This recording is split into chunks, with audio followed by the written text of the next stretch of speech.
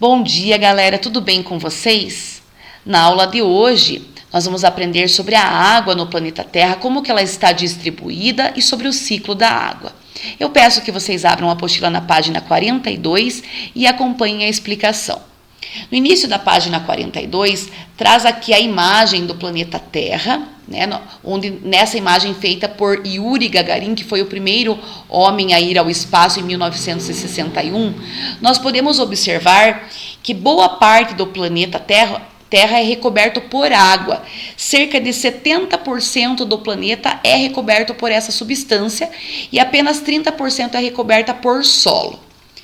Dessa quantidade de água, 97% dela está na forma salgada, ou seja, distribuída nos oceanos. Apenas 3% é de água doce. E desses 3%, 2% está nas geleiras e nas calotas polares. E apenas 1% está disponível em rios, lagos e nas águas superficiais, que são os lençóis freáticos e os aquíferos, certo? Lembrem que uma das condições para que exista vida em um planeta é a presença de água. Então, dos planetas do Sistema Solar, a Terra é o único que existe condições de vida devido à presença de água, que é uma substância vital para a vida da maioria dos seres vivos que dependem dessa água para sobreviver, né? Então, eu gostaria que nessa página vocês grifassem aqui esse terceiro parágrafo, desde a superfície até tóxica.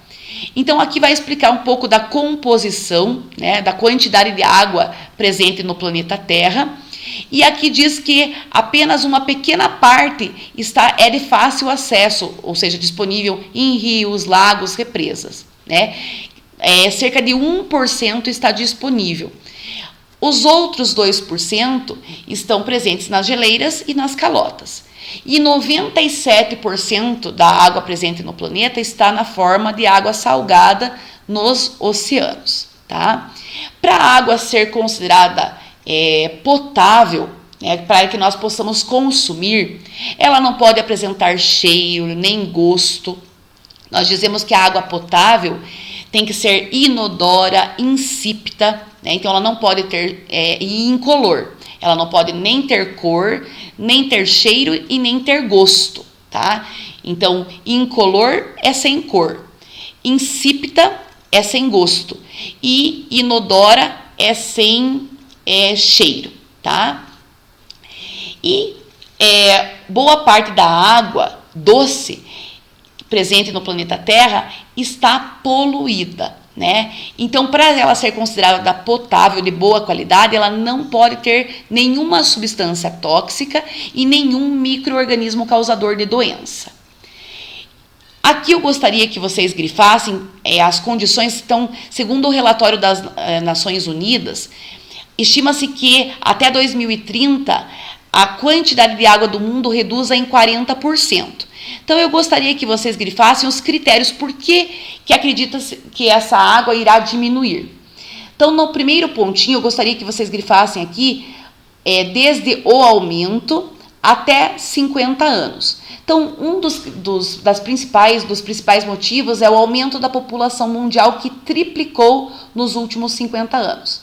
Então, como nós utilizamos a água para todas as atividades que nós fazemos no nosso dia a dia, desde a prática da agricultura, a irrigação, a industrialização, na nossa higiene, para a produção de energia elétrica, para o consumo, para beber, para cozinhar. Então, nós utilizamos muita água. Então, com o aumento da população, a quantidade de água disponível reduziu. Isso pode ser observado principalmente em grandes centros, em grandes cidades que já têm a necessidade de fazer rodízio de água. Então, em várias cidades, existem apenas alguns dias que a água é liberada para aquela região. E nos outros dias, eles ficam sem água, porque já não tem uma quantidade de água necessária para suprir essas condições dessa população. Outro critério, outro motivo que eu quero que vocês destaquem, eu quero que vocês grifem aqui desde metade até assoreamento dos rios. Então, metade dos mananciais do planeta está ameaçado pela poluição e pelo assoreamento dos rios. O assoreamento é causado principalmente pelo processo de erosão. Então, com a retirada da mata ciliar, que é a mata que está ao redor dos rios, a terra cai, né, ou seja, ocorre o processo da erosão e diminui o leito do rio. E também aqui está falando da poluição. A poluição principalmente causada por resíduos industriais, por fertilizantes e agrotóxicos que são utilizados na agricultura, que contaminam o solo, contaminam o ar e contaminam também o lençol freático. E como quando vem a chuva, essa água é levada para os rios também, contaminando a água dos rios, tá? Outro motivo que eu quero que vocês grifem é o terceiro pontinho, diz assim: 90%, podem grifar ele inteiro, 90% da água utilizada nos países em desenvolvimento é devolvida à natureza sem tratamento. Então, a água que nós recebemos na nossa casa, ela passa por um processo de tratamento. E o nosso esgoto que nós eliminamos, ele também é tratado e ele é devolvido para os rios, depois de ser feito o tratamento, né, dessa água que foi utilizada.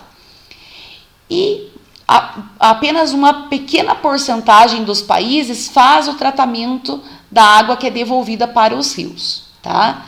Então, isso faz com que a água potável, que é aquela que nós podemos consumir, se torne mais escassa ainda. No último parágrafo, eu gostaria que vocês grifassem desde a porcentagem até a sociedade.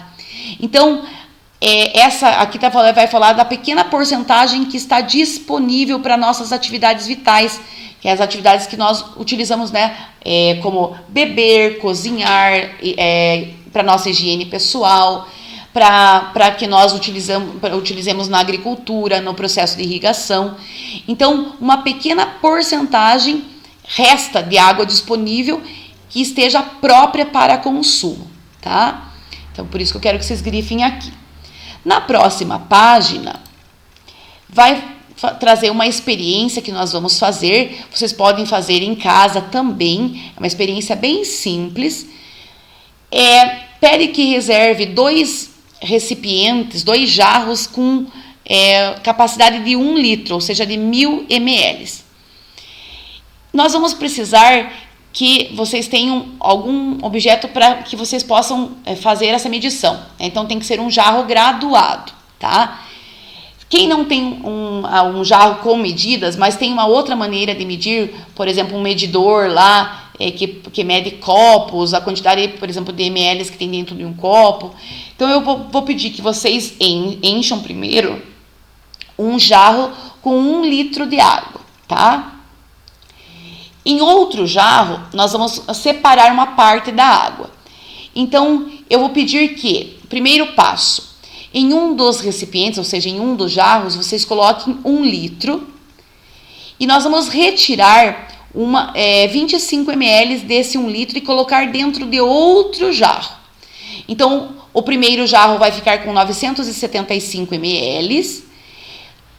Esses 25 que vão ser retirados, vocês vão colocar dentro do jarro número 2, tá? O que nós vamos fazer com essa água desses 25 ml? Nós vamos retirar 7,5 ml. Deixando desses 25, nós vamos retirar 17,5 e colocar num recipiente menor e separar os outros 7,5 ml, que podem ser adicionados num recipiente menor ainda, até um recipiente de 100 ml ou menor ainda, um copo pode ser, tá? Então, pensem, ó, em um jarro vai ficar com 975 ml, no jarro número 2 ficará com 25 ml, desses 25 vocês vão retirar 17,5, vão colocar em um recipiente, e os 7,5 que restarem vocês vão colocar em outro recipiente, tá? Desses 7,5, eu quero que vocês retirem 2 gotas, pode ser com esses conta-gotas que tem de remédio. Vocês vão retirar 2 gotinhas e colocar sobre a bancada, pode ser sobre uma mesa, pode ser na pia da cozinha, numa superfície lisa, tá? para nós fazermos um comparativo. Então, aqui diz, ó, por exemplo, a de uma régua, nós podemos utilizar uma régua para medição, tá? Retire mais uma gota e pingue na outra extremidade. Então, vocês vão retirar 2 gotas e pingar na superfície lisa para que nós podemos fazer um comparativo da água presente no planeta e quanto % está disponível para consumo, certo? Abaixo, após vocês concluírem esse experimento, nós vamos registrar as conclusões. Então, diz assim, ó, vamos imaginar que esse valor de 1000 ml corresponde a toda a água do planeta, né? Ou seja, 70% do planeta é composto por água. Então, esses 1000 ml vão ser toda a água, tanto a salgada quanto a doce, tá? Que lembrem que dos 100% de água, que aqui estão representados por 1000 ml, 97% é de água doce. Então, de água salgada. Então, esses 975 ml que ficaram no primeiro jarro representam a água salgada, tá? Esses 25% representam a água doce. Mas nós vimos que da água doce, apenas uma quantidade dela está presente nas geleiras e a outra parte está presente como água disponível em rios, águas subterrâneas, aquíferos, certo? Então, aqui nós vamos preencher as lacunas agora. Então, letra A. Os 975 ml de água correspondem a toda a água presente nos mares e oceanos. Lembrem que a água presente nos mares e oceanos é salgada e por isso é imprópria para o consumo direto da maioria dos seres vivos.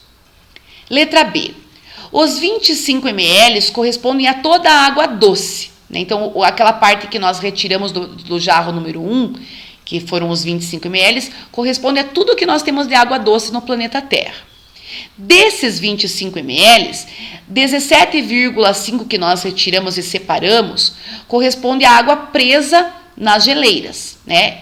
Então, que nós não podemos utilizar, portanto, de difícil uso.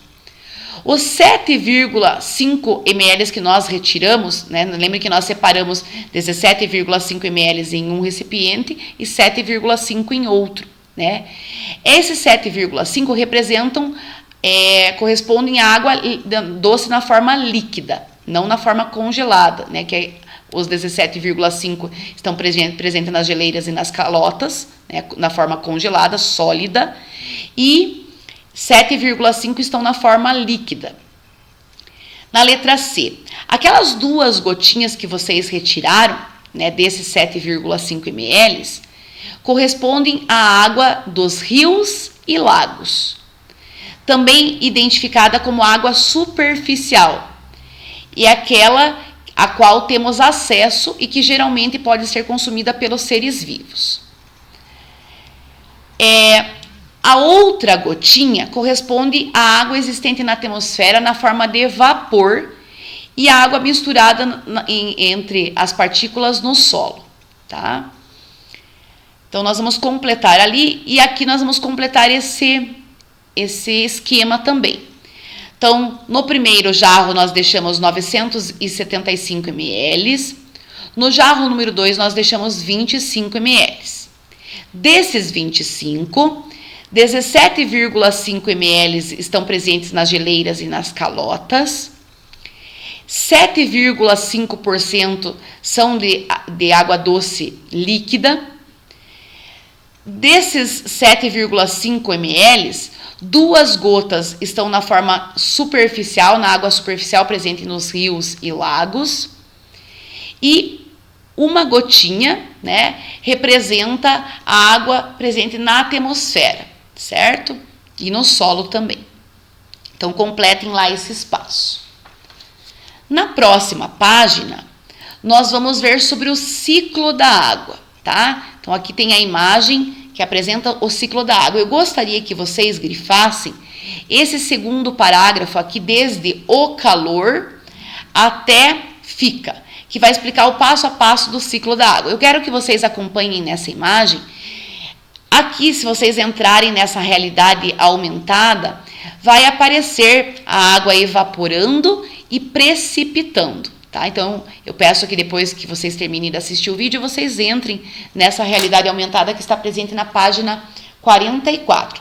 Podem utilizar o RA positivo, que lá tem a opção realidade aumentada, certo? Então, aqui vocês podem observar como que a água, como que ocorre esse ciclo da água, também chamado de ciclo hidrológico. O ciclo da água é movido pela energia solar. Então, o que o Sol faz? O Sol aquece a água dos oceanos, mares, rios e lagos, fazendo com que a água passe do estado líquido para o estado gasoso, que nós chamamos de evaporação. Então, aqui nessa imagem, vocês podem observar, né, a água presente nos rios, nos lagos, no oceano, que devido à energia solar, ela vai evaporar. Tá? Então, é o processo de evaporação. As plantas também fazem a evaporação. Nós chamamos essa evaporação de evapotranspiração, que é o processo no qual a água resultante da transpiração das plantas e da evaporação do solo é levado para a atmosfera. Então, lembrem que uma parte da água está presente no solo, né? E as plantas também fazem a eliminação de água. Então, essa água que evapora, que está presente nas plantas e no solo, esse processo é chamado de evapotranspiração, tá? Que é um tipo de evaporação. Então, essa água vai evaporar, então a água presente nas plantas, nos rios, nos lagos, no oceano, evapora, vai se condensar e vai formar nuvens. O próximo passo, depois que ocorre a condensação, ocorre a formação de nuvens. Essas nuvens vão ficar carregadas de água e vão se precipitar. Então, elas vão ficar carregadas, vão formar gotículas que vão retornar para o solo, para os rios, para os lagos, através ou da chuva, ou da neve, ou de granizo. Então, a precipitação pode ocorrer dessas três formas: na forma de neve, na forma de granizo e na forma de chuva, certo? Então, ela vai retornar aqui para os rios, lagos e oceanos através da precipitação, tá? Nós também fazemos a nossa transpiração.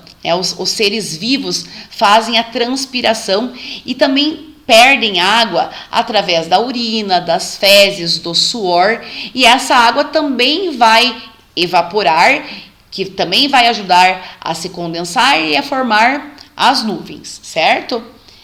Então, aqui nessa imagem nós podemos ver todas as partes, né, desse processo do ciclo da água. Então, o que vale ressaltar aqui? O ciclo da água permite que a água circule pelos seres vivos e pelo meio físico. Então, por isso que é chamado de ciclo, porque a água vai evaporar e ela vai retornar, né, da onde ela partiu.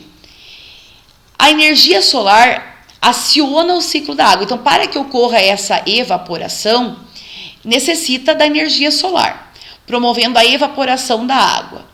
O vapor de água atinge as camadas mais altas, que são mais frias, se condensa, forma as nuvens, a água retorna para a superfície terrestre, caindo na forma de chuva, neve e granizo. Ao retornar para a superfície, a água pode seguir diferentes caminhos. Ela pode se acumular nos rios, nos lagos, nos oceanos e também pode se infiltrar no solo. Então, aqui mostra nessa imagem, ó, a infiltração da água, né, nos lençóis freáticos, e também que nós chamamos de águas subterrâneas, né, que são os lençóis freáticos e os aquíferos, certo?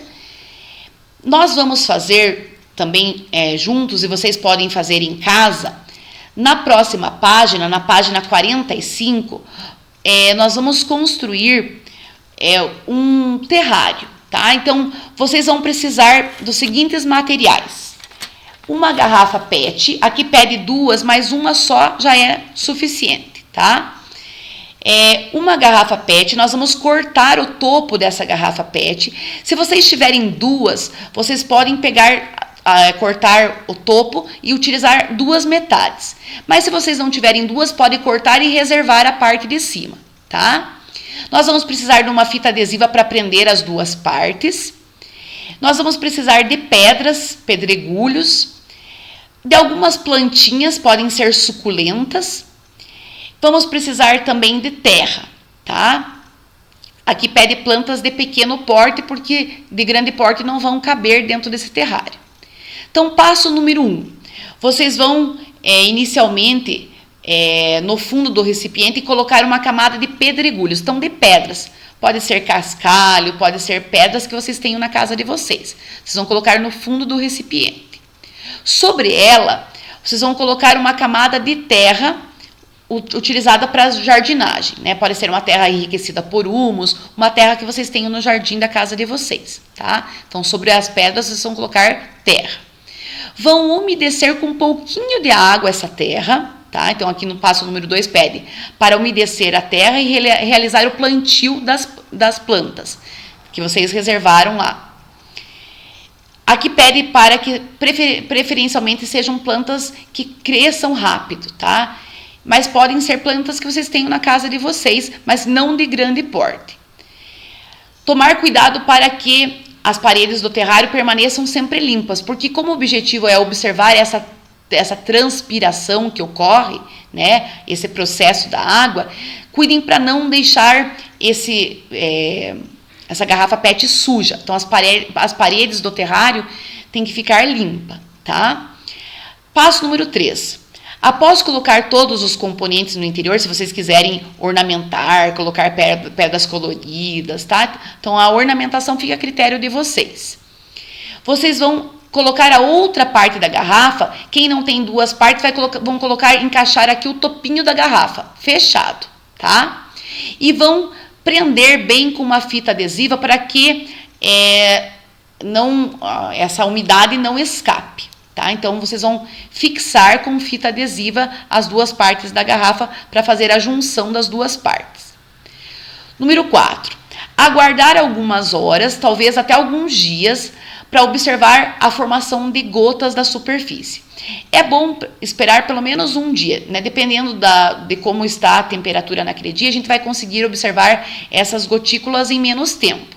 Mas é bom observar de um dia para o outro, tá? Então, o que vocês vão notar?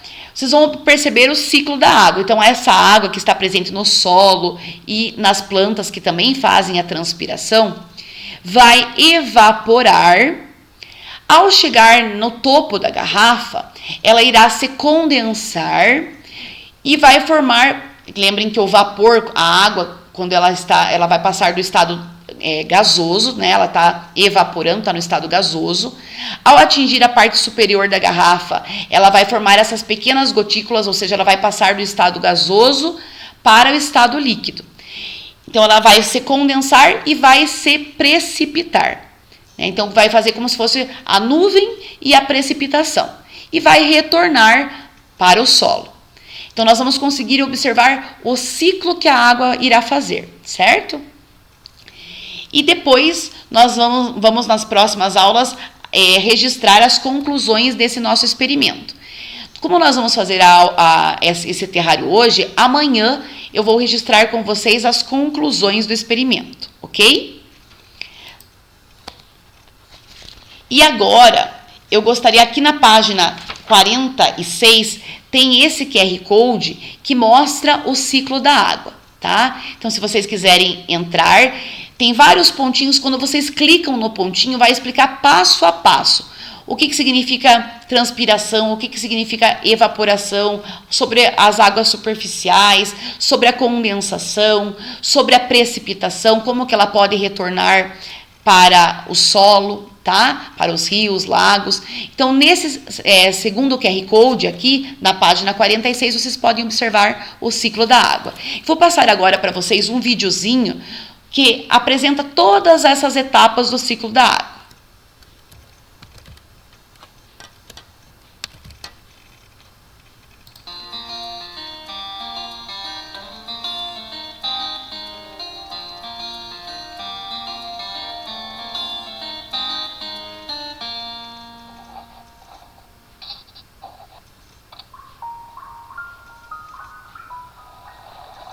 O ciclo da água.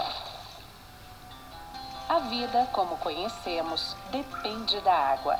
Ela está em cerca de 70% da superfície do planeta e em 70% do volume do corpo humano. Está em toda parte, ligando os continentes e criando condições para a vida. A água está o tempo todo em movimento, sob diferentes formas. O Sol fornece luz e calor ao nosso planeta. Essa energia promove o aquecimento e, assim, acontece a evaporação de parte da água da superfície de rios, lagos e oceanos, das folhagens das plantas e dos corpos de animais e pessoas. O ar úmido é menos denso que o ar seco, por isso sobe, levando as moléculas de água consigo. Livres, leves e soltas pelo ar, elas são carregadas pelos ventos, cada vez mais alto e mais longe. Nas altitudes, começam a se aglutinar, formando gotículas de água. Estas também se agrupam mais e mais, e assim nascem as nuvens. Há um momento em que as gotas se tornam pesadas demais para se sustentar na atmosfera, até que começam a cair. Dependendo das condições do tempo, podem cair como pedras de gelo, o granizo, como cristais, a neve, ou como gotas de chuva. A chuva cai no mar e também na terra firme. Ao atingir um solo permeável, parte da água que se infiltra é absorvida pelas raízes das plantas. Outra parte da água continua escoando o solo adentro, alimentando os lençóis freáticos, dos quais também captamos água para nosso sustento. Os lençóis freáticos podem aflorar na superfície e dar origem a filetes d'água, riachos e rios, formando seu caminho para chegar ao mar. Ao cair sobre as cidades e outros solos com uma capacidade reduzida de absorver a água, ela acaba escorrendo pela superfície, podendo causar grandes enxurradas e inundações, mas também alimentando córregos, ribeirões e rios. O tempo todo, em todo lugar, esse ciclo se repete indefinidamente, alimentado pela energia do Sol. Acesse www.ana.gov.br e conheça a agência que cuida das águas do Brasil.